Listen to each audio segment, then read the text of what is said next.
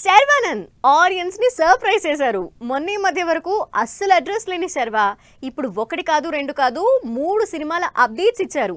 ఈ 3 సినిమాలు ఒకదానికొకటి సంబంధం లేని జానర్ తో రాబోతున్నాయి. మరి శర్వా అనౌన్స్ చేసిన ఇంట్రెస్టింగ్ ప్రాజెక్ట్స్ గురించి డీటెయిల్స్ చూద్దాం.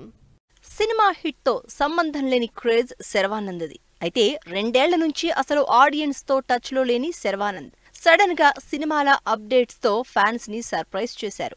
అది కూడా 3 సినిమాలకు సంబంధించి first look, title, posters release చేసి ఫ్యాన్స్ కి ఫీస్ట్ ఇచ్చారు.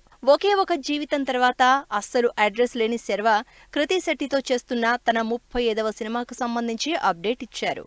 శ్రీరామాదిత్య డైరెక్షన్ లో శర్వానంద్ చేస్తున్న సినిమాకు టైటిల్ రివీల్ చేశారు. ఇంతకు ముందు వరకు మంచి రొమాంటిక్ లవ్ స్టోరీ అనుకున్న ఆడియన్స్ కి టైటిల్ తో ఈ సినిమా ఫ్యామిలీ ఎంటర్టైనర్ అని తెలుస్తోంది.